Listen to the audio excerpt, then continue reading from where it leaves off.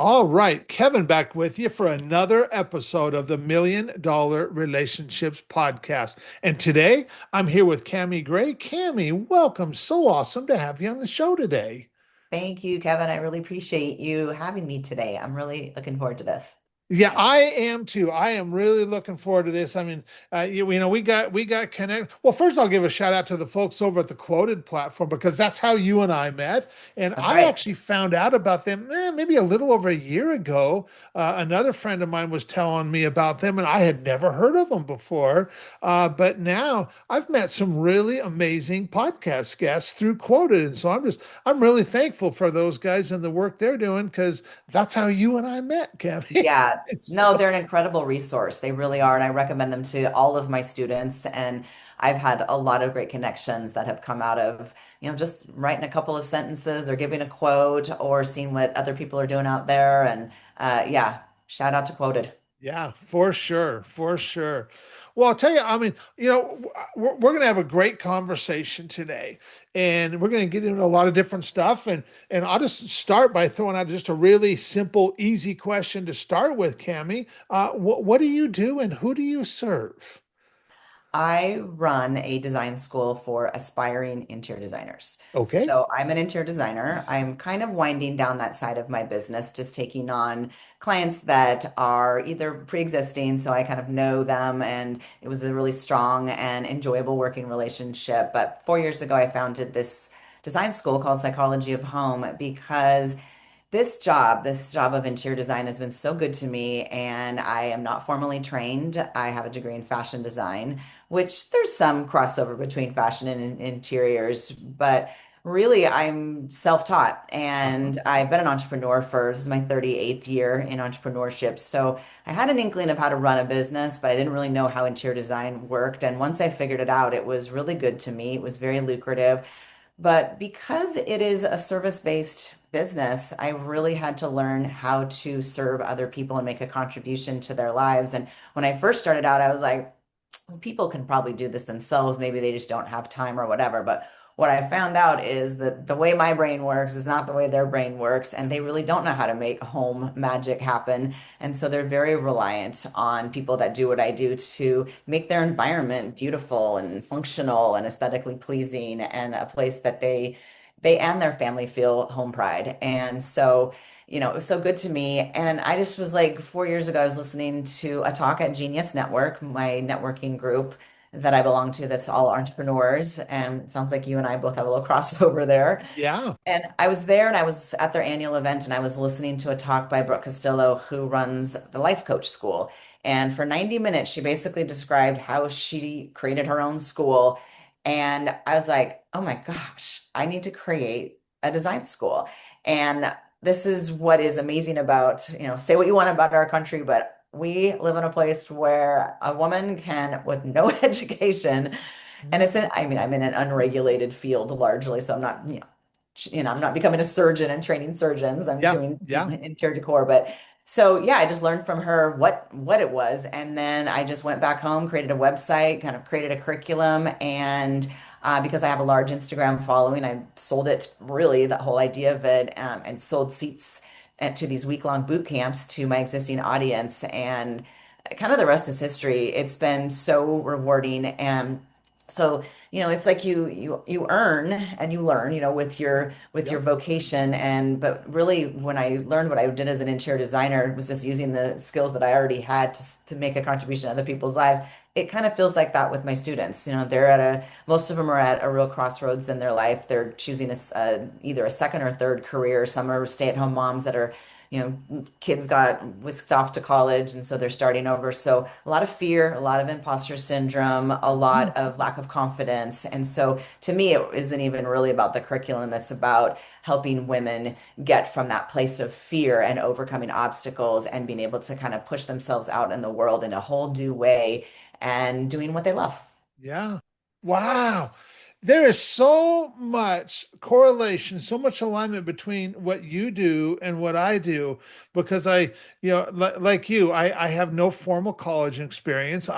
In fact, I graduated high school. I went straight into the Army for 4 years. Mm. I then spent the next 7 years working as a commercial fisherman on Alaska's Bering Sea, Wow. so I could save up money to start my own business, which I did that in 1995 but never went to college day one, you know. And now today, I get to be this conduit of trust for just and making just valuable introductions for entrepreneurs who are millionaires, multimillionaires, and billionaires, and all with no formal education. And I can totally relate to what you were talking about the fear of that a lot of these women are just fearful of just doing this. Can I really do it? Yeah. And man, I have been there and done that. And I'll tell you, when we just really figure out what our God-given gifts and abilities are, and that like, hey, we love doing this. This is just our thing.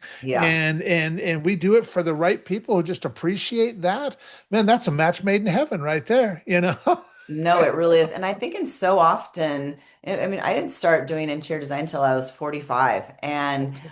even though at age 5, I knew I wanted to be an interior designer. I mean, it was so obvious to anybody who came into my room. I was always redecorating. I was always moving things around. I was always creating a little home within my home that was my little sanctuary. And, but so it was almost too obvious. It was so close to me and such a passion of mine, and so just within me that I knew my environment was so, so impactful to my well-being that I didn't think of it as like something I could do for a job. And so when I went to college at Arizona State, I did sociology, which doesn't really point you in any direction whatsoever. And I started working as a computer consultant at Universal Studios. And I mean, just like one thing led to another. And we're talking 19 or 20 different things I've done it all in entrepreneur world after I left Universal, which I was only there for like 9 months anyway.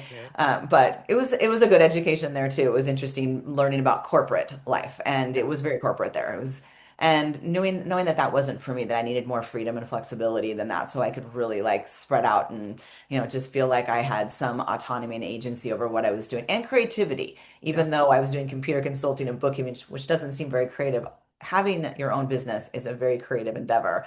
So it's just, one thing leads to another. Then all of a sudden you find yourself kind of back where you were when you were 5, and you're just like, oh my gosh, I circled back to this. And it's just so interesting to me. Sometimes the most obvious thing we should be doing with our lives is just like so, so close that we can't Yeah. see it. Yeah. Totally. Totally. What inspires you most about the work that you get to do and the impact that you get to have, Cami? It's seeing women overcome themselves. It's seeing Okay. them go from I'm so scared, I don't think I can do this. Why I don't feel like I even deserve this. Why me? Why do I think I could do this? Why do I think I have what it takes? And they'll say, oh, I look at your talent, Cami, and I could never be like that. And I was like, well, I couldn't be like that too when I started. I mean, we all have to start somewhere. And was my first work completely inspiring? Is it still around to look at today? No, it isn't. It wasn't all that great, but it got me somewhere, just Yeah. that day one, at least it got me a check that said Cami Gray Interiors. I had a client that was happy. I thought it looked great at the time, yeah, I want to bury those images now, but it served its purpose, and I got better and more confident and got to see how my own aesthetic could evolve and get better over time, and a lot from watching what other people did that were better than me and more skilled than me. Yeah. So I love seeing women just get over themselves, because really all of our obstacles are self-created. Like really, if you drill it down, it's just all fear and thinking that they're going to fail and they're going to make a fool of themselves and people are going to know that they're no good. And just it's that, am I good enough and do I deserve this? And so when I see a woman, and it's not all my students, I've had over 300 students, and I would say I can't say that every single person is overcoming this fear, overcoming this obstacle, and becoming the thing they're meant to become. But when I do see someone doing it and I realize that I had a small hand in that, and I give them the majority of the credit because they did it, it's just there isn't anything to me, more rewarding in a professional capacity. Yeah. Yeah. Wow. What is a result, and you know, you don't have to name names here. You can if you want to. That's totally your call. But what's a result that you have helped a client get that you're just incredibly proud of? Yeah, a former student of mine. She came through in August of 2024, so we're almost at 2 years. Okay. And I have a mentorship program. So around 40 of my graduates are part of my mentorship program. So they meet with me weekly. We go over a website audit, how to use AI. We talk about, obviously a lot of marketing and just how things are really done today, like marketing in the modern era, because it's completely changed even since she went to school with me. And so it's a lot of putting yourself out there. These talking head videos that you see a lot on TikTok and on Instagram of, hi, I'm Cami and I'm an interior designer. And, you just had Mother's Day brunch and you were embarrassed that these people are at your house and seeing what a train wreck it is. And your kids like don't want to have friends over. This is what I do. I help you solve that problem. It's like I can't do your job as a lawyer or doctor or whatever it is you do, just like you can't do my job, but let me help you. And so that's what a talking head video is. And this student, this graduate was like, I am so fearful of putting my face on, anywhere. And it's like when there's family photos, I'm trying to duck behind someone and hide. And the thing is, because of this AI world that we're in right now, we really need to see the humans. We need to see who is solving our problems and who's going to be in our homes. And it's such a human to human job anyway. But those days of just being all, sharing all this, your expertise and hashtag home goals and just like, look how talented I am, hire me. We don't get away with that anymore. We did, and it's over. And so now we have to say how we as a human can help another human. And so she just was so resistant, but I was like, why don't you just do it anyway? What if like you had all the resistance and avoidance and just hated it, but you did it anyway? What would that be like? And for some reason that really clicked with her. And so for about 30 days, she just put it out there. And I said, you don't have to be, she's not a very flowery person. She doesn't have a big vivacious personality. She's pretty down to earth, pretty straightforward, really wants to help families that have young kids have a home that looks good, but is actually not too precious or pretentious and is durable and can be used.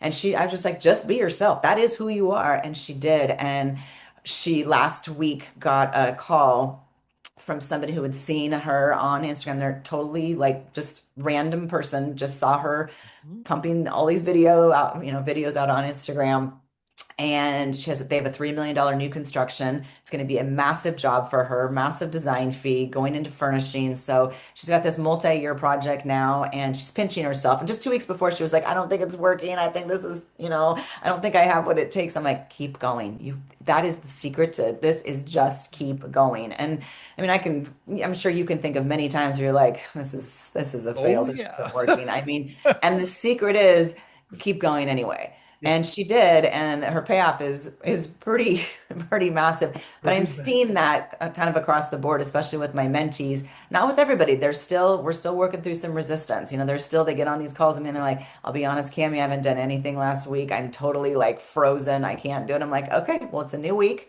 Next week, just do one video, one 30-second video, and we'll edit it together. So but as I see them overcoming, I see it's working. And I didn't invent any of this. This is just what modern marketing looks like. I'm just there putting it into a framework, trying to dumb it down, simplify it, and make it accessible and get them over themselves. And when they do, it Yeah. works. Yeah.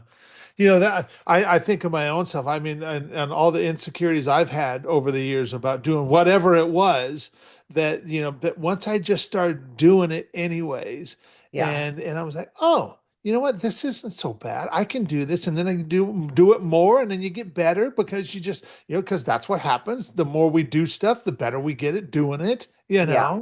But we just start somewhere. Yeah, and there's no perfect time. It's like I hear a lot of my grads, and I can think of this for myself too. It's like when you're a designer, you think, well, I have to be perfect. I have to have the perfect home. I have to have my life so dialed in and in order, and so I'm not a fraud. I'm like, well, your clients are never coming to your house. That's, you know, and you just need to be a professional service advisor, provider, and just give of yourself. That's what they need. They don't need your life to be completely intact and perfect. And I swear I've read so many biographies and autobiographies of people like, I'm speaking about something that I'm actually not living in my own life yet. And this is helping me get there. Yeah. So it's Totally. like so often we think that there's this perfect time, this perfect starting off place, and there just isn't. Yeah, There's no time for that. that's right.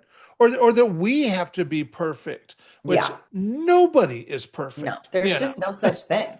Yeah, yeah. Yeah. And we can just my buddy Jesse, I met him, oh gosh, it's been 13 years ago now, but one of the things he said to me when shortly after we first met is he made this comment. He's like, Kevin, he said, I got nothing to prove and nothing to hide. And Uh-huh. I was just like, wow. I was like, what a powerful place to come from, Yeah. Well, And because that's speaking to shame and vulnerability too. That's yeah, like saying that I'm gonna be okay exposing myself and letting people know about my flaws, my imperfections, my truths. And when you do that, you realize, A, no one's judging you and nope, no one's criticizing you. And if they are, it's about them, not you. Like yeah, it's really not about, we take it in as it's so personal and it hurts so much to have people think that we're flawed and imperfect and we don't have our life together in any measurable way. yeah, And the human experience is about figuring out what it is you're supposed to be doing. It's not how you got there or how perfect you got there and what that track record looks like. Like no that's one right. goes back, just like how many people have, like when you go to college, no one's ever asked for my GPA or my transcripts or anything like that. Not one person and not one employer, not one anything. I graduated in 1988, not one. And even with clients, when I was so afraid to admit that I wasn't formally trained and I didn't have a degree in interior design, I had a whole story ready, about it. No one asked me what my story was. They're like, what can you do for me? I'm Yeah, like, right, I'm yeah, here for you, not for me. I don't yes, have any yeah, explaining to do. that's right. And when we can just openly talk about that stuff, what we consider our flaws or what have you, I can tell you from personal experience that actually endears people to us because Oh, they're for just sure. like, you know what, man, you're talking about that.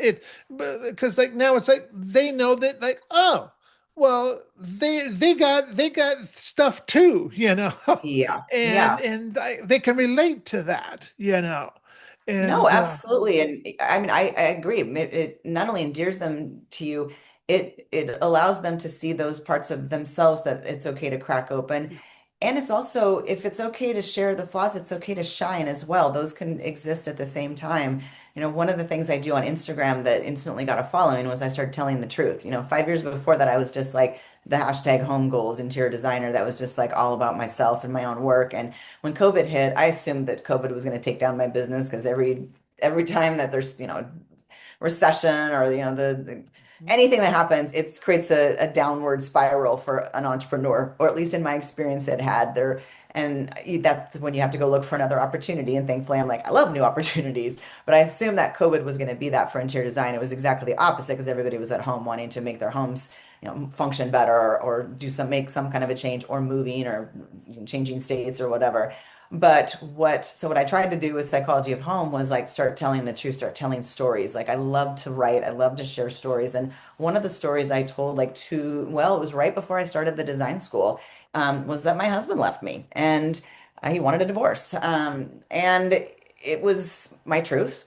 And it was really hard news to hear. I really liked my life at that point. I understood what our communication issues were, and I understood that it wasn't a perfect marriage by any, but I didn't want it to go away because I liked my life at the time. Like my life was functioning very well. I just started having grandkids. I got to do whatever I want. And, so it was like, oh, I was really angry. It was really hard, and no one had ever broken up with me before. And I was like, well, this feels awfully painful. This feels like a lot of rejection. I'm 55 at the time. I'm just like, oh my God, I have to start over.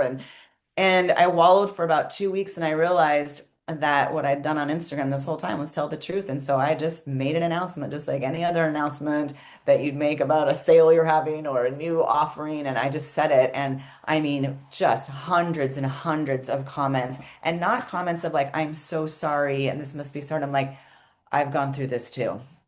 And I'm so like I need to say things out loud that are hard. And and I think it just gave people this like, oh my gosh, she's using social media to tell the truth and to help others see that we're not broken, we're going to be okay, we can keep going, this isn't the end, we're going to rally, but it's okay to sit in some anger and hurt right now. That's my present state, and it was. Yeah. And so I think that it unconsciously gives people this ability to live in their own shame and be able to say, me too, Yeah. I too have been left by someone and I'm still struggling.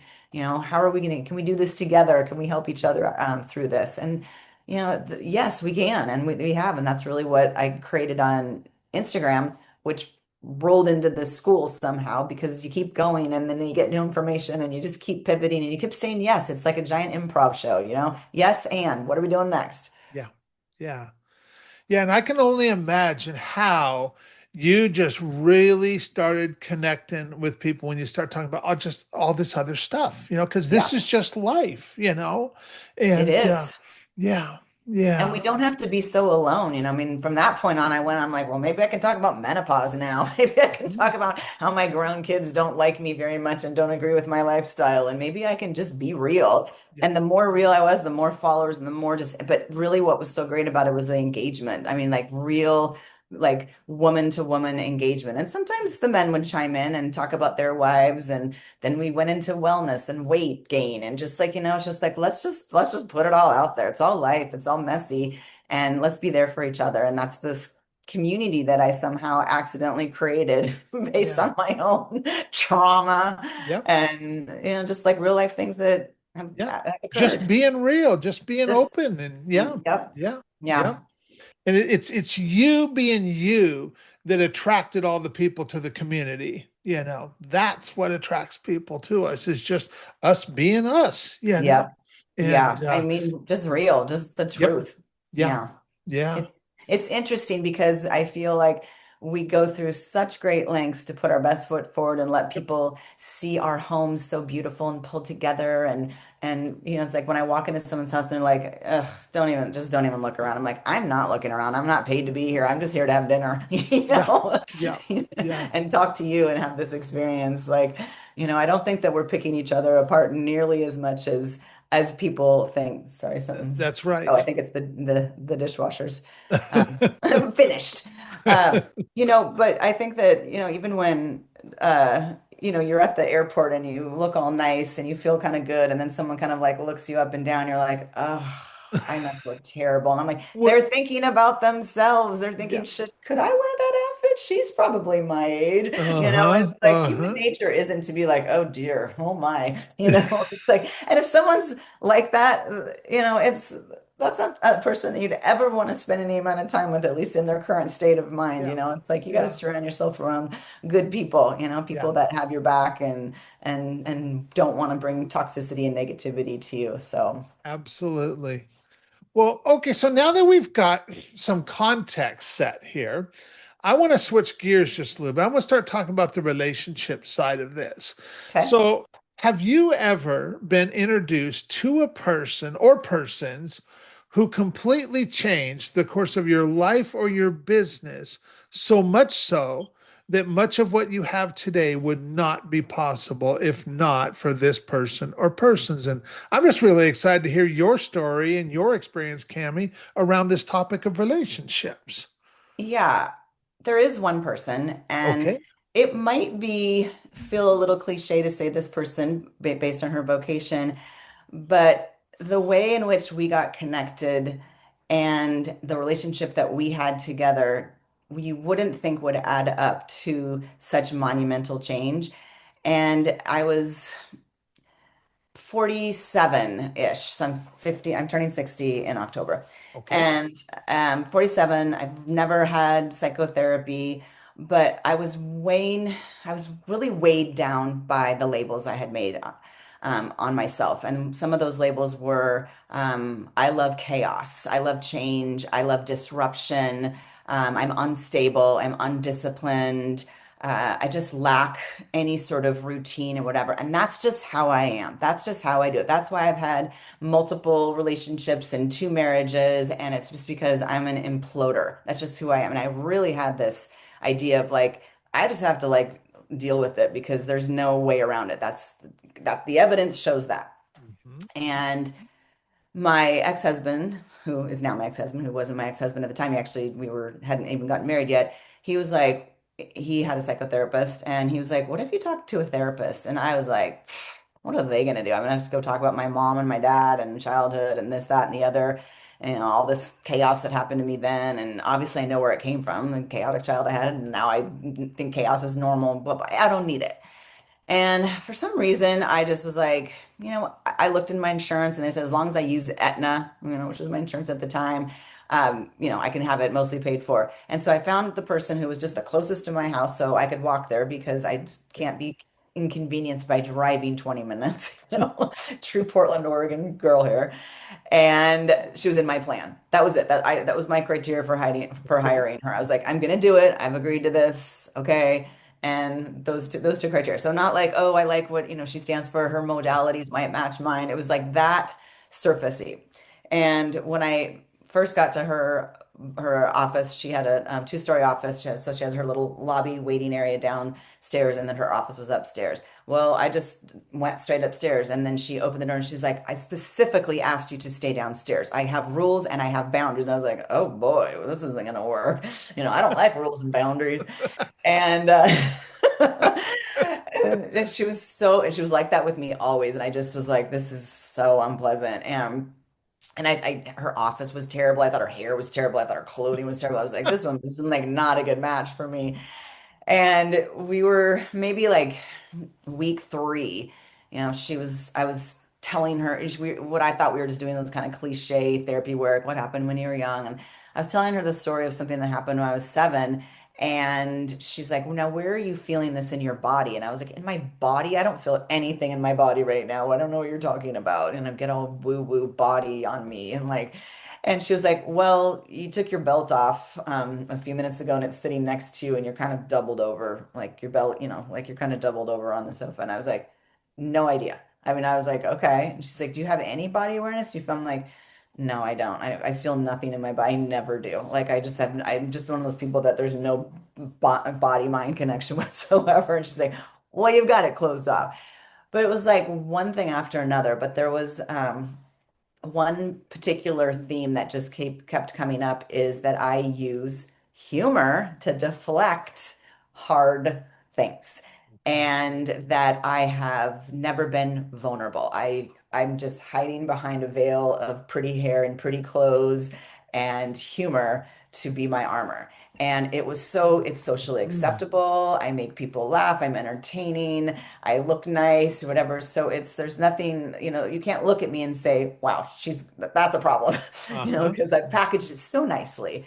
And so she called me out on that. And over and over and over. And in her name is Heather, in her very hard hitting way. I mean, she even told me once, which I don't think you're supposed to say as a therapist, she was like that I was the exact kind of woman that makes her feel badly about herself. And I was like, Wow. yeah, pretty sure you're not supposed to say that, but but yeah, I realized this is what 12 13 years ago almost now that I had a real problem, that I had a real blind spot, and that I wasn't growing and I wasn't becoming myself, and I was labeling myself and starting to be really negative towards my own self and not having the life that I wanted, not doing the work I wanted, not in the relationship that I wanted. Really, nothing was working well. It was barely working enough that it looked okay, but it Yeah. was all appearances. And it changed everything. Like all of a sudden, I did start saying the truth to myself and start speaking to myself in a more kind way and having an opening that maybe there's something that Heather is saying, even though I didn't like Heather and Heather didn't like me, maybe there was some truth in it. And it just set me on a course of practicing vulnerability and saying things out loud that were true. And when I caught myself trying to be funny or just deflecting, I would be like, okay, sit in this and what's the truth that's underneath it. And at first it was still pretty surfacey, got a little deeper. And that's the part that I'm doing now is I'm sharing that, now I've practiced that for 13 years and I've probably gone so far the other way that people are like, wow, that was quite a share for just being on, next to someone in the wine section at Trader Joe's, you know. I don't even know you. I don't know you and now this person's, giving me life advice. But I mean, I can't thank her enough. And what I find is interesting is she saw the humor and the deflection probably minute one, And I think that part of the way she worked with me is like, it's not going to happen here. I'm setting a boundary right now. And she never let me off the hook, like never. It was so painful and so hard, and I couldn't really do the things, those coping mechanisms weren't allowed there. And so when I got stripped away of the way that I had operated outside of her office, I started practicing it, everywhere else in my life, with relationships with my parents, with relationships with my significant others, with my children. And there was consequences to that. There were consequences like people don't all of a sudden like when you're telling the truth. Yeah. They and say because they might be kind of caught in, bought into that. I mean, they might even Totally. be part of that story. You And bet. they Yeah. don't like what you're saying. They like the old Cammy that was funny and kept things safe. And I Yeah. was no longer willing to do that because it cost me being real with myself and having the life that I was meant to have. So Yeah. that's the work I did. And I'd actually, I mean, I got so into it, I ended up doing a licensed clinical mental health graduate degree because I was just like, I didn't actually finish because there's a internship that you have to do, and I can't actually show up for an internship because I still do like a little chaos and a little, little lack of routine. So once we got to the internship, I was like, I love this program. I learned a lot. I'm out. So, Uh-huh. but I've Uh-huh. definitely applied that same work of to my clients, my interior design clients, definitely to my graduates, and for sure to my mentorship members of that shame, vulnerability, perfection, truth telling, being yourself, and just shining and being okay with exactly who you are because this is the only you you're going to get, and That's the right. world doesn't have a you if you're That's not right. willing to be yourself. Like that's that, That's right. you're the one and only. Yeah. So Yeah. yeah, that person changed my life, Heather. What's an example of a situation where you personally, Cami, got to make a really substantial impact, and maybe in the moment, maybe it even surprised you a little bit. You were just like, wow, look at what just happened there. And yet you also know that would have never been possible if not for the relationship that you and Heather had. What's an example of something like that where you were empowered in that way? Yeah, it would have to be the community that I created as a Okay. result of the school because I didn't see it coming. I did not Okay. see it coming at all. In fact, after the very first school in March of 2023, I saw all these women, even by like the school started on a Saturday, and even by like Tuesday, Wednesday, it ended on a Thursday. I could see that they were all forming this cohort. And I was like, well, that's really cool. Women do that and they all get together and they create it. And but I wasn't thinking I had anything to do with it. It Okay. wasn't like I just was like, oh, magically women do this and that's so cool and I get to witness it. And the students would be like, Cami, this is the thing you brought us here. And you created this environment of safety. And we're here talking about fear and imposter syndrome and menopause and divorce and in the midst of interior design boot camps. So you're bringing life into this place. And because of that, we're all getting to know each other on a much deeper level, even spiritual level. And that's we have like these are our friends now. And people really do. They stay friends. There's been best friends. There's been partnerships formed from this community. And I don't feel like a sole creator of it. I mean, without them, it couldn't be, without me, it couldn't have been, but without Yep. Heather positioning me into a place that I was empowered to be truthful and share and expose myself and shine at the same time. Again, not mutually exclusive, and model that in front of others so they could become that themselves and then model it to other people. I mean, that's where it really just came full circle. And I see that Yeah. community that Yeah. has been built and it's Yeah. beautiful. Yeah. Yeah. Wow. And how many lives have been impacted now because of this? I mean, it's because it's not even just the people that you serve that are a part of this community. It's Exactly. their spouses, their kids, their clients, I mean, Yeah. lots of lives have been Yep. impacted all because of that. Oh my gosh, yes. And I'm privy to those stories, and it's like really beautiful. Even like there was a woman who came through and her husband just wasn't supportive of her coming to school. He kind of said, I think what Cammy's doing might be a scam. Just was like, I don't think you should do this. And anyway, she was just like, I'm doing it. It's my money. I'm gonna just, I'm gonna fly across the country and do this school. And She came and I do warn them on the last day that you might go home to an unsupportive situation where people are like, really, really think you can do this, and you're gonna be fragile and you're gonna need to insulate yourself from that. And so we don't need to get everyone's opinion about, do you think I can do this? We just go do it. And if you need to talk to someone, call me, call someone else in this classroom right now. But just know it's bound to happen. And for those of you who didn't have the support to get here, in fact, the opposite, and they didn't want you to show up. And you're going to even have to go a little bit further and to insulate yourself and just know that you're at a fragile place. But there's one in particular that her husband was just like, just to the point it kind of made me mad. And she's in my mentorship program, and he is her biggest fan now, planning early retirement because she's been so successful. She was one of my early students and she's really gone for it.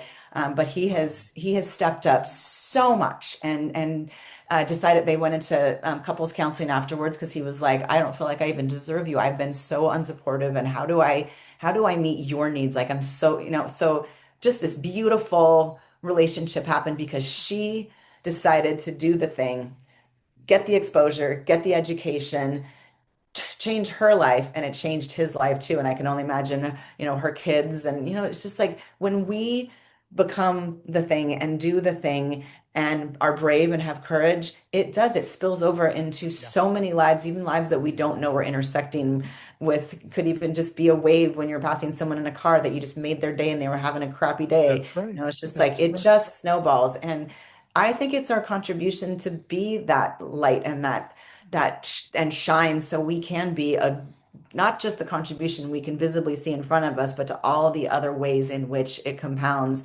into other people's lives. Like that's the real contribution of being here. Yeah. Like, Yeah. yeah. Absolutely. Absolutely.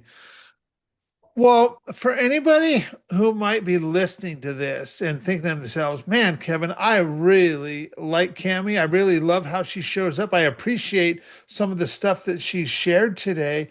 And maybe they'd like to find out more about what you guys are doing stuff. Any websites, any resources we can share with folks? Yeah, if they happen to be aspiring interior designers, our design school and our mentorship program would be the place I would look first, and that's psychologyofhome.com. Psychology is spelled with an IE. I did that because I'm not a real psychologist. And it's also the French That's spelling, which I thought great. I thought was kind of chic.